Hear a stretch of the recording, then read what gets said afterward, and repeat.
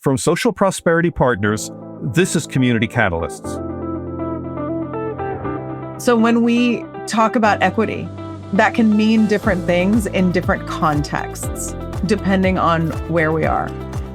And so what we ask folks to do is define what equity, diversity looks like in your area. Welcome to Community Catalysts. I'm your host, Matt Lehrman. If you serve your community in any leadership role, you already know the work asks a great deal of you. The responsibility is real, expectations are high, and the path forward is rarely simple. This podcast exists for those moments. It's a place to slow down, reflect with openness, and learn from leaders who are navigating complexity while the stakes are still very real. Today's guest brings a perspective shaped by working alongside local leaders across a wide range of communities, each with its own realities and expectations. Kristen Miles is Director of Board Development at the Oregon School Boards Association. In that role, she prepares newly elected leaders for governance, building the skills and judgment needed to meet public expectations and navigate complex conversations across very different community contexts.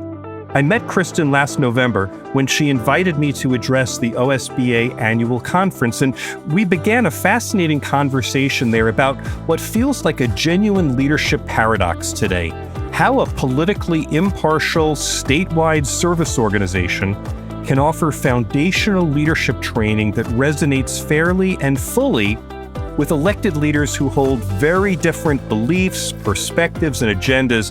And honestly, I have really been looking forward to continuing that conversation.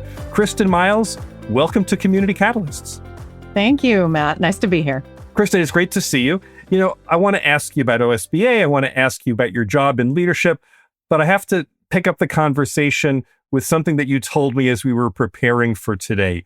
Your first job, maybe the first insight that you had in the nature of leadership. You were 14 years old. You want to tell the story? Tell everyone where you were working and what was the first leadership lesson you learned? Sure. Thank you. Thank you for asking. Now, that was my first real job. My first job was actually picking berries when I was 10, and that's when I started. I did not tell you about that piece, but okay. My first real job was at Chuck E. Cheese. Of course. Where as we do. I was promoted to a supervisor role at Chuck E. Cheese. At the age of 14. At the age of 14. I happened to look older than 14. And most of the people that I supervised there were older than me. Many of them were 18. Some of them were 21. For a while, I hid my age. I did not tell anybody how old I was because I knew very well that most people were older than me. And for a while, it worked out just fine. And then one day I was asked to go out with people after work and had to tell them that I could not because I had not yet entered high school even. I was between 8th grade and high school. And when they found out how old I was, it turned overnight from, sure, we accept you as our supervisor to, we're never listening to you again. Let's be clear. In what you told me ahead of time, you said that overnight you went from being in charge to nice try, punk.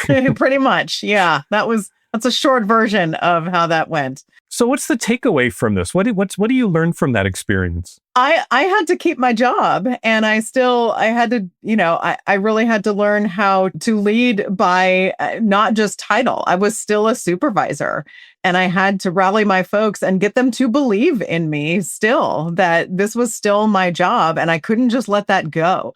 And I also couldn't make enemies. I couldn't just say like, hey, I'm your supervisor. Here's what you have to do. So I really needed to pay close attention to group dynamics, to learn what was resistance, what was this about. I didn't want to just try to be everybody's friend, but I also needed to get them to respect me and like me. I still do this today, and focus on building that legitimacy and not power over, which I actually do a lot of today in teaching folks how to not use power over. It's not about power over, but to get things done. We're all still working together and try to earn back that respect that had nothing to do with my age. So what you learned really early, a lot earlier than a lot of adults, even who run for elected office and get it, is that authority doesn't come from getting elected or doesn't come from having been bestowed a title. Correct. It's something about what? Authenticity and effectiveness. And what else would you put on that list? Yeah, authenticity, effectiveness, really finding common ground. What are we all here to do and expressing that? And if you want respect, you also have to give it. There is this concept, especially in board research, the concept of power over versus power with, and really trying to emphasize that power with. How can we work together? Not just how can I take over and show you who's boss? And so really trying to emphasize that power with thing, that we are all a piece of the pie, and advocating for not just myself in this, but we are all valuable here. And how can we leverage each other's strengths? And still, if I have to make the hard decisions, that is also my job. Give me just the 60 seconds of what is the official definition of power over versus power with? Power over is I'm the boss and I will make the decisions. It is, I want to control and you're going to do what I say. Power with is, how can we all contribute in a collaborative way to the decisions that have to be made? It does not mean there's not positional authority at times. There has to be. When there is a decision to be made, I can take your input and sometimes I have to make the decision, but it is, I'm not going to be the dictatorial authority. And how can we all contribute in a way that there is mutual and common respect toward a common goal? Hey, Krista, let's talk about the Oregon School Boards Association. Obviously, you work with school boards across suburban, urban, and rural Oregon. What should people outside the state know about the role of OSBA and the breadth of communities and of leaders that you support? OSBA does a variety of things. We are an association of members. There is one of these in every state, an association of school boards. Every school board in Oregon is a member of OSBA, with the exception of one where their district office is actually located in Nevada. But we have 197 school districts in Oregon. Most of them are small and rural. The far northwest corner of Oregon is those are the large districts, most of them. We've got everything from districts of 12 students, which actually can go anything from 6 to 25. And then we've got our largest district is 47,000 students, which in some states is still small. But we provide a variety of services. OSBA was founded in 1946 to do legislative work and legislative advocacy, and that was its primary focus at the time. We still provide that service. The second thing that we do is we do board development, and that is the department that I'm in charge of. And that is a highly used and sought after department. And we provide a lot of professional development and research-based professional development to boards. We have a communications department that helps with crisis communication, that also puts out our newsletters, that provides news about all of our services, and that also combines and sends out all of the education stories that happen nationally and across Oregon, distributes those to all of the districts in Oregon, and helps with a lot of things. Obviously, we've got internal departments, and we have a policy department that writes and vets all of the policies for all of the districts in Oregon. And then we've got an arm of insurance, but we provide anything that a board needs, we provide that, and also legal services, ton of legal services. But my department is focused on quality research-based board development. And so it's not just training. A lot of folks think like, well, you just train in roles and responsibilities. We do strategic planning and board self-evaluation that's goal-oriented and superintendent evaluation. We do executive searches and pretty much anything that a board needs. When they call us and say, we need help with X, we will deliver that service. Our whole point is service to boards to make them better public servants and to also help them in their role as impacting student achievement, because all of the research shows that boards impact student outcomes. Let's be clear. When you say boards impact student success, I mean, what does that really mean? Because one would think, well, boards are governance boards. They're responsible for, setting policies and approving budgets and the like. What's the direct correlation? Because I guess it would be natural to assume that it's the superintendent and it's the people actually doing the work of education that most impact student success. Yes. And that was the prevailing thought for all of the years prior to about 1999, that boards just sat on top of the system and did all of that, which they do. That is all still true. And then there was the question in this sort of seminal study that was, are we sure that that's all they do? And it was discovered in this seminal study called the Lighthouse Study that actually the way that boards operate and the way they make decisions, the way they interact with each other, their superintendents, the community, that actually has a direct impact on not only what they come in with, their culture, how that impacts the organizational culture, how that impacts their superintendent leadership. That all filters out into the classroom. The classroom is what impacts students. And so when we look at board characteristics and behaviors, there are many studies, decades of research that show that the better the board is and these certain standards, there is a direct tie to student outcomes. And there's, a lot of researchers got very excited about this after 1999. And so there's all this research. And this is what I did in my doctoral program. I looked at a very specific thing. But there's all this research, even talking about when board members turn over for political reasons, that negatively impacts student outcomes. How boards operate will impact their students. And of course, they make decisions that sometimes impact their students the next day, depending on what those decisions are.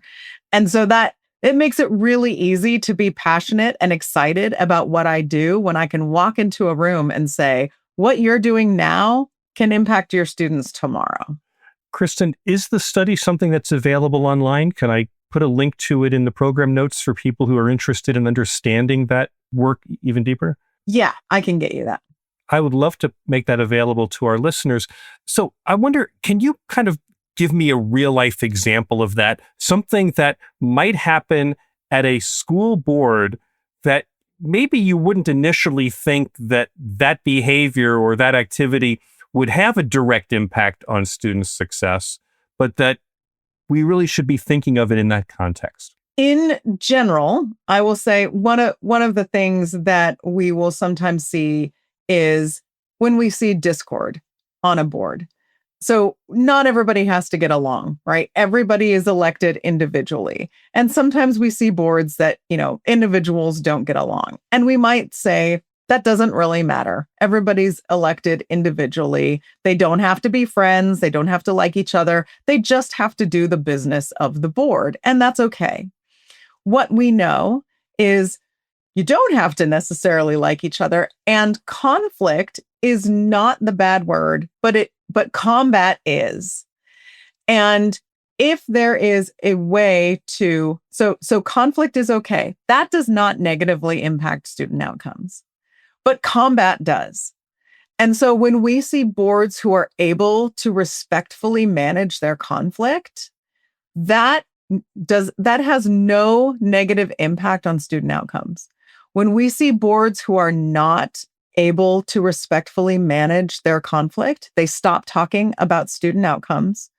their agendas get derailed. They're not doing the business of the board anymore. The less you talk about student outcomes at a board meeting, the worse your students do. There are many studies on that. Studies that look at a variety of school boards, look at the amount of time that they spend not focused on student outcomes, focused on whatever pettiness or dysfunction they might have, and they can measure the student scores going down as a result. Or other things on the agenda. It also reminds us that the time that a board spends together in a public meeting is really precious time. It is. You and I agree on this point, and I think I even said this exact line when I spoke for OSBA last fall, which is that disagreement isn't only natural, it's necessary. In our form of government, we're supposed to disagree with each other and do it publicly so that everyone in our community can see earnest, intelligent, well-informed people debating and deliberating so that they know that their voice has been heard and their perspective has been represented.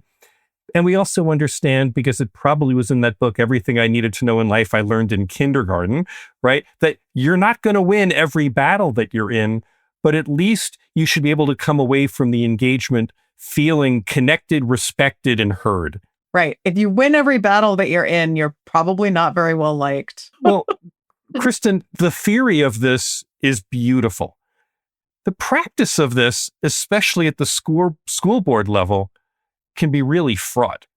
And so I know that there are a lot of business and operational things that a board needs to understand that maybe aren't contentious. But I'm going to just ask you to talk about some of the things that are contentious, because there are certain concepts or language that lands differently depending on where one is on the political spectrum and perhaps where one lands geographically in the state. How does OSBA approach being able to talk about these things while still remaining a nonpartisan, foundational kind of organization? So we, first of all, really try and make ourselves accessible to all. We want to meet people where they are. And so we walk in as apolitical consultants. Like, I walk in, I don't care where you as individuals fall on the political spectrum. And I don't want you to care where I am either. Like, I am here to talk about best practices that will support your students, all of your students. And so when a conversation maybe even naturally starts to go politically, I rein it back in, because that can, I mean, it's never about me, but that conversation can become really fraught. And it doesn't matter where in the state that is, it can become really fraught. And what we want to do is, like, it just comes back to kids. And there is nobody I've ever met on a board who does not care about all students. Everybody cares about students. So if we need to bring it back to why are we here? I can just ask that question. Why are we here? Right? Because we care about kids. Okay.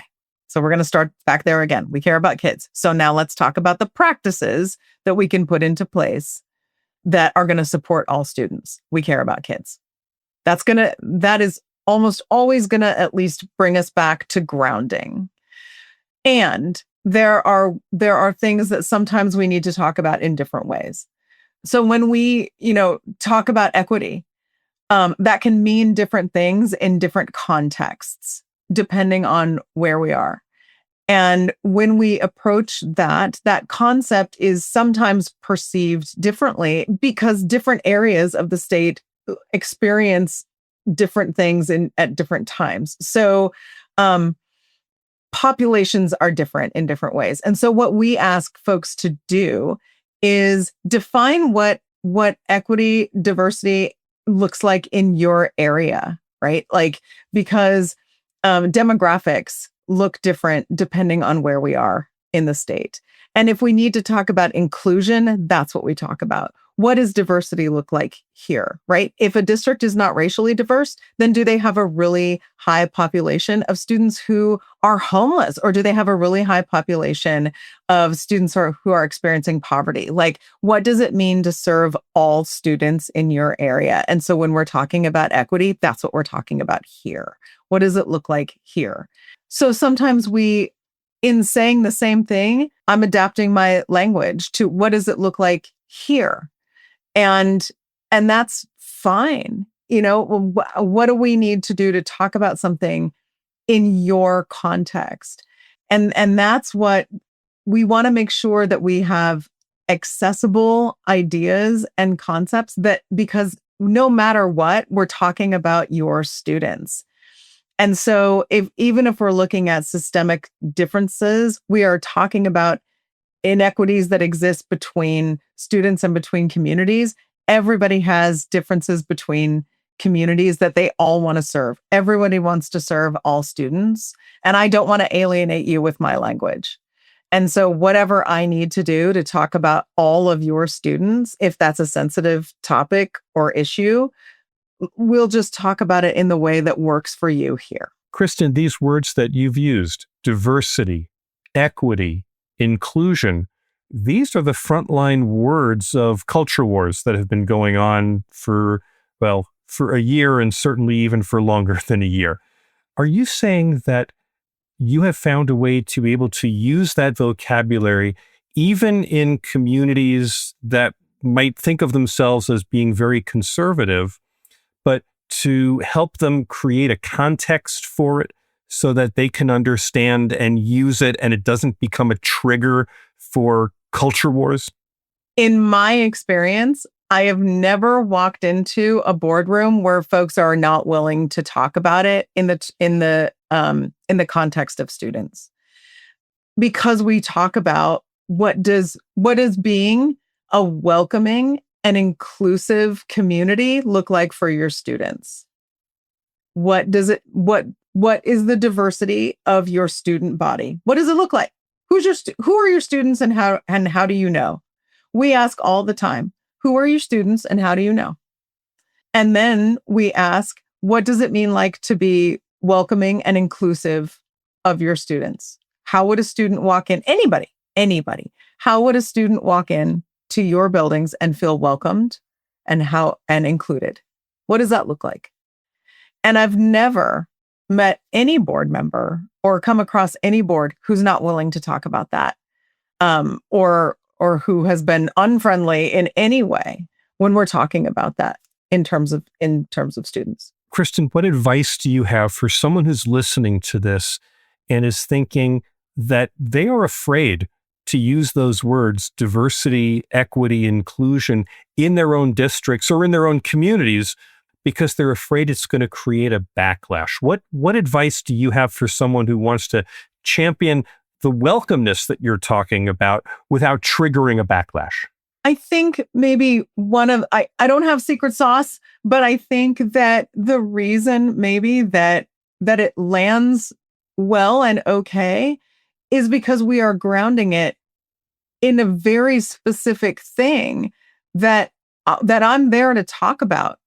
Boards have asked us to be there to talk about how they can impact students. And so when this concept is applied directly to a thing that they're passionate about, this thing that they want to do, which is support their students. And I'm saying, how can we do that, knowing that you've got a diverse student body? And how can we ensure that there are equitable outcomes for those students and ensure that they feel included? Then we're applying those principles directly to student success. Then that's what that means. So when folks are talking about that in their communities, to what are they applying it?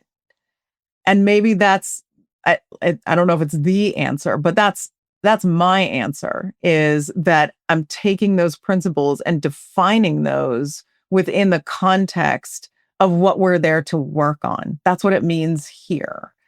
And I have, regardless of the language that I'm using, that has never been an unfriendly concept in the work that I've done with any with any board because there is that common ground of we're there to serve students.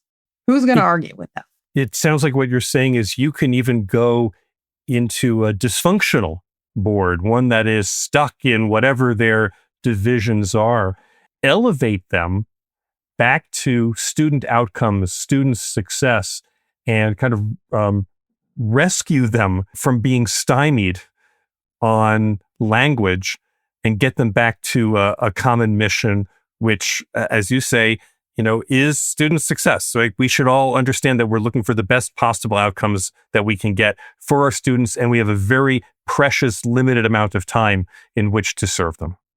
That is the hope, right? That is the hope. I mean, they all have missions that are very similar, and it's all, the mission is the purpose of the organization, and most districts have a very similar purpose. And so even if we have to bring up, here's your mission, let's ground ourselves in your mission, that will always be student-centered. And so when everybody can just pull back in and focus on the mission, I don't know anybody who wouldn't agree with the mission. And so when we can use that as a North Star, it's at least a grounding moment. Do we always fix every problem in 3 hours? No, but we can often diffuse a situation that is adult-centered by bringing kids back into the equation. Kristen, you sit at this really interesting place. Here, you get to talk about best practices and kind of the noblest intentions of public education. But of course, the school boards themselves are individually, uniquely responsible for their own decision-making. And I'm wondering what you've learned. What is it that you know about what it takes to get school board members both to rise in their understanding and their aspirations, but still be true to themselves and to what they think is in the best interests of their community? I think that knowing their roles and responsibilities is really important. So we all come on to board service. I say this as a board member, but I'll back off of that. Everybody comes to board service with an idea of what they want to do as an individual. It is counterintuitive to get onto a board and then be told, you no longer act as an individual. Now you're part of a collective. And there's very little you can do as an individual. But that's true. Most people think of board members like they think of individual legislators, where, you come on with a platform, you get to advance that platform and, meet with constituents, and, you as an individual get to act. And that's just really not how it goes. Right. The reality on a school board is you're one of 5 or 7 or 9 members, and the only decisions that stick are the ones where the majority of the board have voted in favor of that particular policy. Yeah. And by policy, you don't even get to go out and rally your community or anything like that. Policy prevents you from doing that. And so knowing that is important, that you don't get to go out and fragment or create factions, and that's not your role, and you don't get to do that. So then we do get that question, well, how do I express myself? Like, what is my role now? Do I just sit and rubber stamp? And so there's finding that balance, and that you still get to be an individual. So how do you express that? And that is about, participating as part of the board meeting, being really well informed before you get to your board meeting, and being ready to debate, being ready to contribute to the conversation, being really educated on what's going on, going and visiting schools, going and, being at community meetings, being involved as you can. Now, understanding that there are time constraints on board members, and not, this is a volunteer job in Oregon. You're not getting paid for this. It's not volunteer in every state, and people work. But knowing your full role and responsibilities, and being as educated as you can so that what you can bring to the board meeting is a fully fledged understanding of what you're looking at, so you can really participate in the conversation, really ask good questions, and press where you need to without overstepping. Because when board members then get scared about, well, I can't do anything on my own, they get they get quiet and then they don't do anything, because then they don't want to overstep. So finding that balance where you can, say your piece and ask your good questions, and then knowing what kind of questions to ask, because having enough information before you make your really big decision is also important. We don't want rubber stamp boards. Absolutely not. You should have all of the information you need to make the really big decisions that you make. So I understand and respect that open meeting laws require that the business is done publicly at the session. But I am curious, what do you tell, especially new board members, that might be useful for them or productive for them about creating a personal relationship with fellow board members? Is it okay for them to go out and have coffee with each of them every 6 months or once a year and get to know who they are as people, not to talk behind the scenes about things that need to be public, but at least to recognize the humanity of the other people with whom they're serving?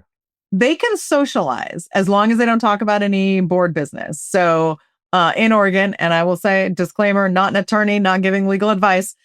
And I say this like 14 times a day. But in Oregon, board members can get together and socialize. That's really important in very small communities where everybody knows each other and may even be related.